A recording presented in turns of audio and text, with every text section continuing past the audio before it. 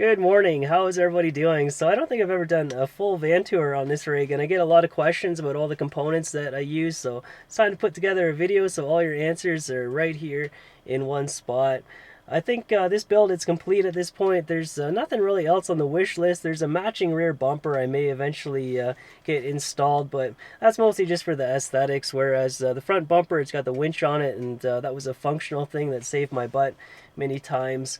Van builds, they can take a really long time. This one was about 2 months of full-time work just to get the basic layout complete. I just set out, I wanted something simple, functional, practical, comfortable, and I feel like I achieved that. I realize it's not the most glamorous thing that you're ever going to see on YouTube or Instagram.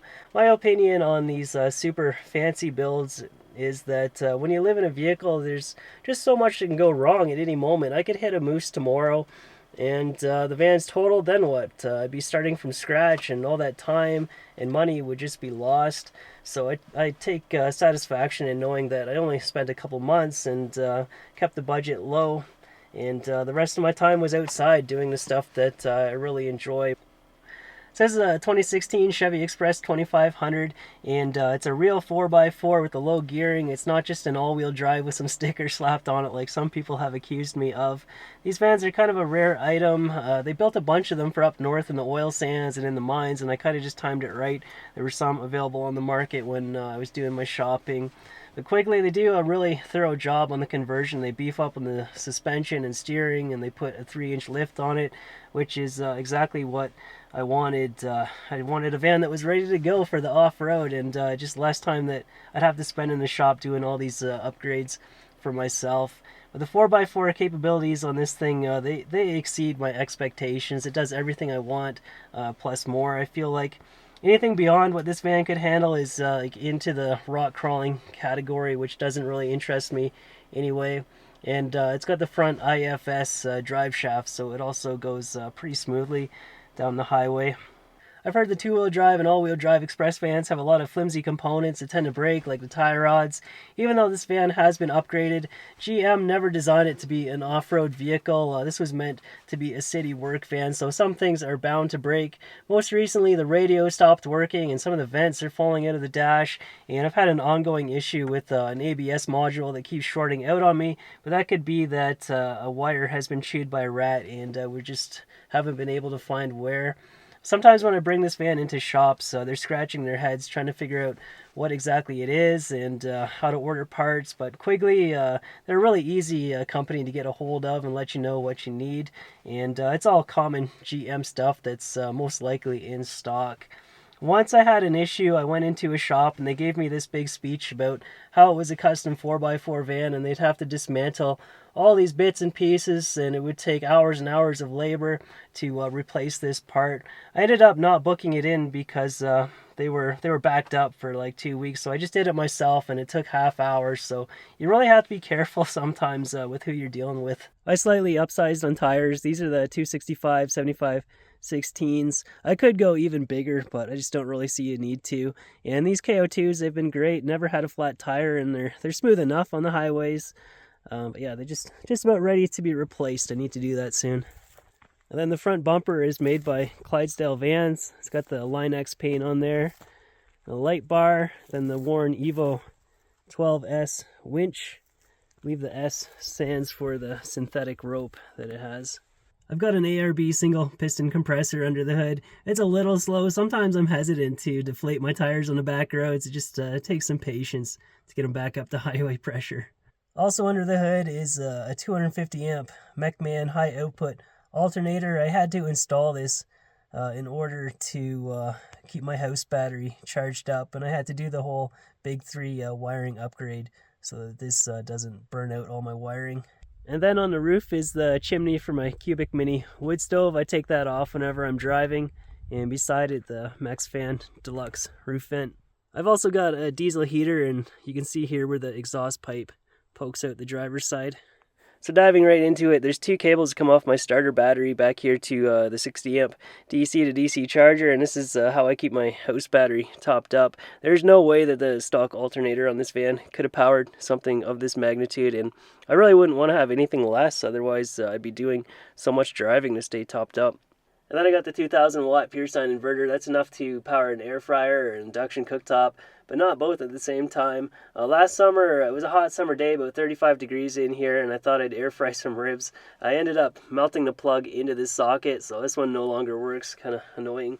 So learn the hard way. This thing doesn't have an automatic high temperature cutoff when things get red hot. And then down on the bottom is my Lineac lithium battery. I believe it's 240 amp hour. They call it the True Series 200 amp hour because that's what you can use out of it. It's been a good number. I'm happy with that. I set it up so it's just off the ground a bit. The warm air from the diesel heater comes out here. It can go underneath it and keep it warm. It's also got the BMS built into it though as well, so it won't charge below freezing. And my fuse panel is tucked in down there, and on the right hand side it's a Noco Genius charger. If I ever accidentally drained my starter battery, I can use that in a pinch to trickle charger and get myself out of a stuck situation. Then I got the Victron 712 battery monitor. I could never make it work with my charger, so it only keeps track of the outgoing. That's good enough for when I'm camped out and just keep an eye on things, make sure I don't splurge my entire capacity within a day. And then I got a 110 watt solar panel under the mattress. I set this out when I'm camping. It seems to max out around about 5 amps. It's not going to work miracles. I mean, it's just enough to keep my fridge running and maybe boil some water for coffee, but it's a downhill slope with this thing. It's never going to keep me fully topped up. And then also under the bed, I got a 4 kilowatt S-Bar diesel heater. I started out with one of the cheap knockoff ones. They call it a 5 kilowatt, but this is the exact same shape and dimensions. It's just like when you order one of the knockoff ones, you never know what you're going to get. It's a mystery box. Mine just randomly stunk like burning plastic, and it was nearly enough to make me keel over, so I decided enough was enough and got one of the expensive ones. I wanted to get a planar or Autoterm because they're priced in the middle ground, but I just didn't have any luck getting a hold of a local dealer.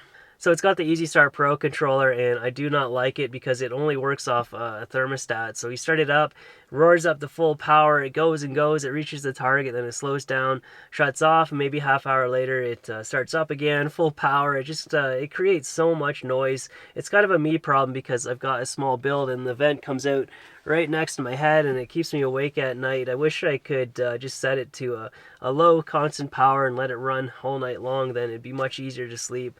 I've spent hours searching the internet for an alternative controller. It just doesn't seem to exist, so I guess I just have to live with it. I use the wood stove pretty well every night. It's absolutely the greatest thing that I've ever added into this van. It's free heat, no electricity usage, and I can also cook on it. I totally ignored all the safety guidelines from Cubic Mini, but it seems to be fine with my installation and the heat shielding. Other than my countertop is all warped and starting to crack apart now. I think it's a clear sign we're living in the future to have a piece of technology like this inside a van. It's just so darn convenient to cook with induction, and it's something that I use on a daily basis. Unless I'm trying to save electricity, then I've got the gas stove underneath. And I built this bottom section into a crate for Rocco. This was more for when she was a puppy, and she'd always be chewing things apart and peeing on the bed. But now that she's getting older, I rarely use this anymore because her behavior is just getting so much better. And this is where I keep my beer and steaks and maple syrup. It's a 49-liter truck fridge. It's got the 12-volt Danfoss compressor, so it's really power efficient. And it's got a small freezer on there too. It's nice. Another item I feel like I should mention is the ICOM VHF radio. Here in BC, when you're going out on these active one-lane logging roads, it's a good idea to listen in on the traffic and also announce your presence. Other than that, just a bunch of cupboards and drawers, 2 chainsaws, a sewing machine, and a bicycle. Seems like I've tried so hard to whittle down all my possessions to a bare minimum, but I still feel like I have so much stuff. Even the front seat is just filled with crap, but I don't think I'd ever remove the passenger seat itself. It's nice to have for the odd time that someone else comes along with me. But it's kind of amazing that I managed to fit all this stuff into a minivan for so long. I have no idea how that ever happened. But yeah, it's been a little over 4 years now that I've been living in a van. It just I started out, I just thought it'd be a temporary way to save money, but I ended up enjoying it, and it's just evolved into a YouTube career where it's my job now to put out the content on a regular basis. So if the day ever came where this van reached the end of its life, would I get another one of these? I'm not too sure. It's nice to have a van for sure. I like the convenience of being able to jump from the front seat into the living space, but that also can work against you when you go into the shop. I'm pretty sure a few mechanics have come into the back and rummaged around. Once this cupboard was wide open, and that never just opens on its own.